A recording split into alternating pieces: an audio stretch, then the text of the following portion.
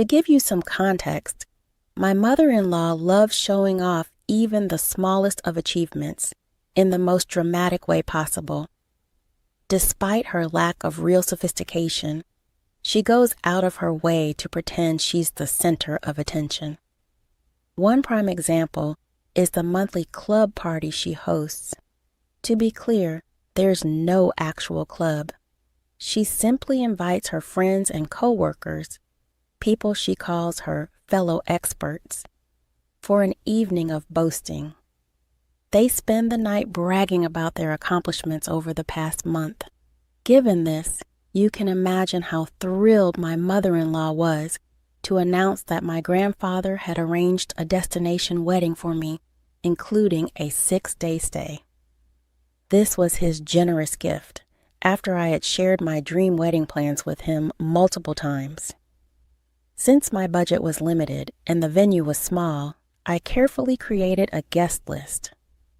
My husband and I decided to prioritize guests from our large families. It was a tough task, but I managed to invite 22 people, while my husband invited 18 of our close friends and family members, whom we regularly interacted with. We were all set to send out the invitations.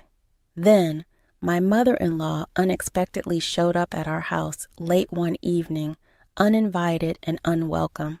It was already 9 p.m., and her presence irritated me from the start. She demanded that we make changes to the guest list. I couldn't fathom why she believed she had a say in the people I wanted to invite to my own wedding. My husband, to my dismay, supported her stance, which raised immediate concerns for me. I inquired about the changes she wanted, and she mentioned that she had already promised a few of her work friends an invitation. These friends, she claimed, were part of her iGeeks group. I politely informed her that there was no room left on the guest list, as every invitee was someone we had a close relationship with and interacted with regularly. I sought support from my husband, but he avoided my gaze and sided with his mother. Despite explaining the situation to her, she insisted that I make adjustments. Frustrated, I showed her the guest list, emphasizing that every individual on it was someone intimately connected to our lives, and there was simply no way to exclude them. She then suggested removing my cousin's sister, whom I had lived with for 5 years after college. Her reasoning was that my cousin had moved to Birmingham recently, and it would be inconvenient for her to travel to the States. My patience wore thin, and I asked my husband to reason with her, but he continued to support her perspective, emphasizing the importance of inviting her chosen guests, especially after she had shared details about the destination wedding with them. I tightened my lips in frustration, feeling utterly lost on how to reason with my own fiancé, who was clearly being irrational.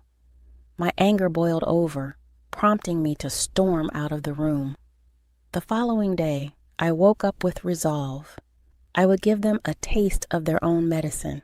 If they could be so thoughtless about my wedding, all for the sake of saving face in front of their colleagues, then I could be equally inconsiderate. I dialed my grandpa and recounted the events from the previous night. When I finished explaining, I made it clear that I wouldn't waste my energy trying to make them see reason. Instead, I decided to strip away the main attraction from their little charade. I informed my grandpa, whom I love dearly, that I was removing him and Grandma from the guest list, along with my dad's brother and his family. I also asked him to rescind the gift he was giving me, since he was no longer invited.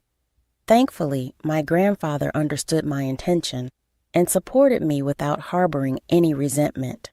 When I sent the updated guest list to my mother-in-law and fiancé, they were taken aback. I calmly informed them that those were the only individuals I could remove, but in doing so, we had lost our wedding venue. I made sure my fiancé understood the urgency of finding a new venue within the next 2 months or postponing the wedding. Additionally, There was the hassle of reprinting the invitation cards and arranging accommodations for out-of-town guests. I wanted both of them to grasp that none of this predicament would have arisen if it weren't for the generosity of someone in my family who had funded half of our wedding. However, I didn't expect them to suddenly start apologizing for their actions. My mother-in-law came over again, expressing remorse for coercing me into altering the guest list. She implored me to call my grandpa and invite him back, asking him not to cancel the hotel reservation or make any changes. I couldn't help but wonder why she was apologizing now after she had already achieved what she wanted. She had made a commitment to her colleagues, and now they were receiving invitations. This weighed heavily on her, and she vocalized her frustration, noting that inviting them wouldn't make sense unless the wedding was at a destination. She emphasized that a non-destination wedding would be ordinary and uninteresting to others. Upon hearing her express these thoughts, my husband finally admitted that he regretted supporting her decision. However, I wasn't ready to let his actions off the hook so easily. I reminded him that he shouldn't need extreme measures for him to support me in obvious situations. Although he apologized once again, I made it clear that my decision was final. It was a done deal, and even if I were to reinvite my grandpa, we wouldn't get back his incredibly generous gift. Was I being an angel for standing my ground? I recognized that ultimately the wedding was mine, and I should focus on myself. Yet, I couldn't help but feel a bit petty about not reversing my decision. Did this make me a bad person? However, my mother-in-law wasn't finished causing problems for us. As I mentioned in my previous post, I had no intention of asking my grandpa to reinstate his gift. This decision visibly upset my mother-in-law to the point where she began a habit of calling my fiancé every other day. She portrayed me as an ungrateful troublemaker seeking revenge. While yes, I had taken certain actions that made me feel good, her labeling me ungrateful when she was responsible for this situation felt like too much. But it didn't end there. She went a step further, advising my fiancé to reconsider his life decisions, insinuating that what I had done was just the beginning and that his life would be this way if he married me. During one of these conversations, my fiancé was speaking on speakerphone, and I overheard these hurtful words. I was grateful for this transparency because I knew that my fiancé typically concealed anything that could potentially create discord in our relationship. He did tell his mother that she had crossed the line, but he didn't confront her more assertively. It's his relationship with his mother, and I understand that I can't ask him to sever ties with her just because she dislikes me. However, I am aware that if her interference continues, I might reach a breaking point, as I can't imagine enduring this for the rest of my life. Today, I had a heart-to-heart with my grandpa, sharing the news about the new wedding venue we had secured. While it didn't align with the vision I cherished my whole life, it was still a beautiful place, and I found happiness in it. I reassured him that he was invited again, and his laughter warmed my heart. My gratitude and love for him overwhelmed me. He had consistently supported me in everything I did, and he continued to do so now. Confronting my husband about my mother-in-law's escalating behavior became necessary. Our conversation delved into the awkwardness certain situations had created and the pain they had caused. In the end, my husband promised to address the issue with his mother and clarify her role in our lives. I hoped for a smooth journey forward, devoid of any more drama. Finally, the wedding day arrived, and I am now officially married. Despite the unexpected turns, the wedding was a thing of beauty, and my happiness knew no bounds. I couldn't help but smile when I noticed my mother-in-law sulking in a corner with her work friends, whom she had invited. In a surprising turn of events, my grandpa gifted us a house as a wedding present, a joint gesture from him and my uncles. In the grand scheme of things, I am just thrilled to embark on this new chapter of my life with my husband. I wanted to share this update with all of you who have been a part of this journey in your own way. It infuriates me when people believe they have the audacity to dictate how someone should get married or whom they should invite. It's high time someone reminded your mother-in-law that her time to influence these decisions is over. If she wants to flaunt, she can plan her own event in the future. You should firmly tell her to back off and leave you in peace. Are you absolutely certain about marrying that guy? Anyone with an ounce of insight would have seen through the manipulative game your mother-in-law was playing. And yet, he supported her. You're not clueless, but perhaps you should scrutinize your life choices more closely. On a personal note, I live in Queensland while my family resides in New South Wales.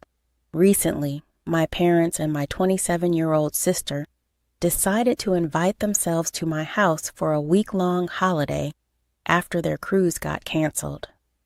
Frankly, I wasn't thrilled about them staying for such an extended period, especially considering I'm pregnant and already juggling the responsibilities of caring for a 2-year-old.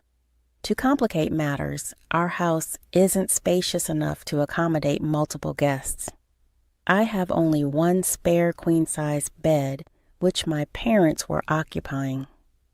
My sister, however, opted to sleep on my couch.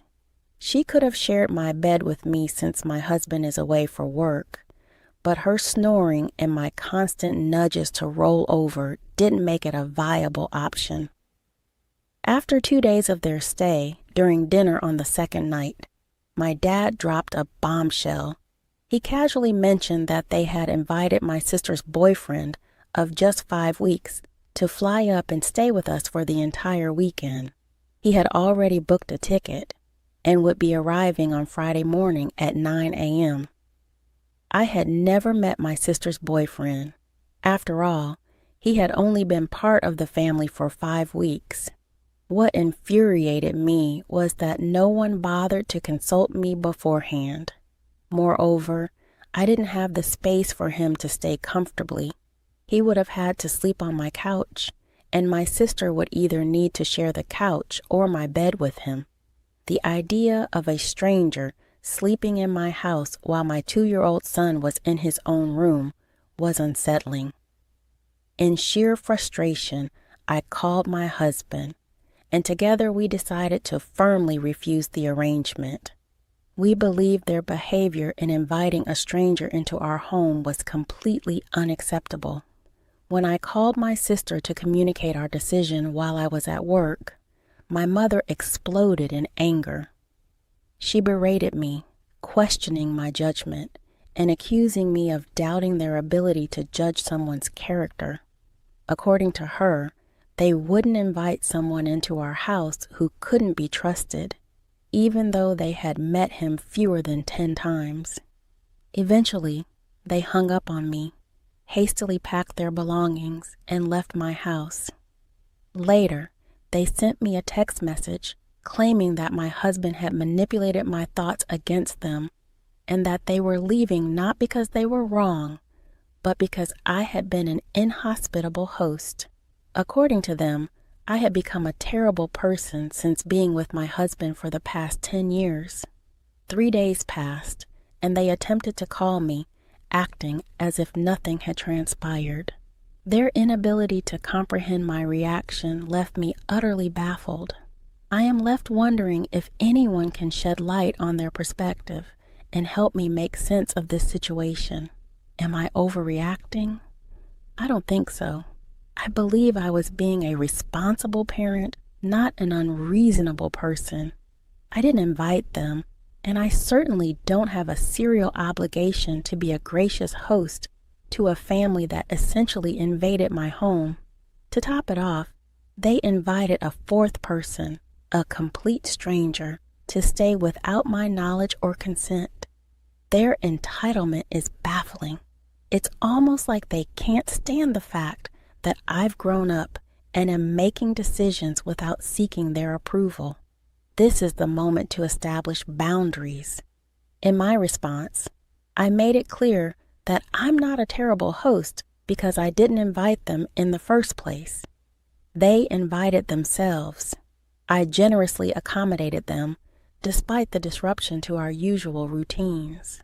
However, inviting another person into my home without my consent was completely unacceptable.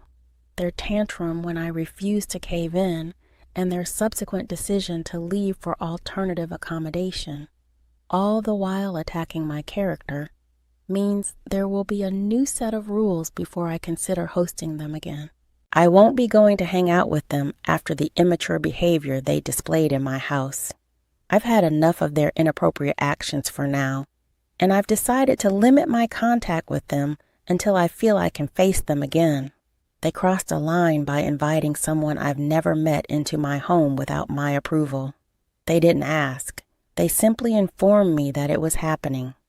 The fact that they mentioned my seemingly good mood indicates they were aware it wasn't a good idea. They assumed I would be a pushover and allow it. I'm standing up for myself and the safety of my children, and I know I'm not in the wrong here. I'm a 33-year-old woman currently 5 months pregnant, while my 35-year-old husband is away on a business trip set to return next month. This is my first pregnancy, and recently I've been required to continue working at the office. When I first met my husband, he was incredibly skinny, and his eating habits were restricted due to his mother's cooking. She avoided spices, sauces, herbs, and even salt, sugar, and pepper, believing this bland approach was healthier. My husband grew accustomed to this tasteless diet. But when he tried my cooking, he realized there was a world of flavor beyond his mother's limited recipes. One Wednesday, I indulged my curry craving and made a large batch. While I usually had pre-prepared meals in the freezer, this time I gave in to the temptation and left the extra portions in the fridge. On that day, my in-laws unexpectedly visited, having a spare key in case of emergencies. When I returned home, ready to enjoy my curry, I found it replaced by a dish made by my mother-in-law, who had thrown my meal away, claiming it tasted spoiled. Unable to stomach her cooking in my pregnant state, I discreetly gave the unwanted food to a homeless person. However, someone witnessed my act of kindness and informed my in-laws. Suddenly, I found myself bombarded with accusatory messages, even from my mother-in-law. My husband supported me, but now I'm questioning if I overreacted. Honestly, OP, it seems like your in-laws are trying to control your life. Their invasion of your home, even when you're not there, is a huge red flag. While the focus seems to be on your mother-in-law throwing away your food, the real issue here is the lack of boundaries. Setting firm limits with your in-laws is essential before your child is born. Consider changing the locks and installing security cameras to maintain your privacy and peace of mind. Remember, your home is your space, and you deserve to feel safe and respected within it.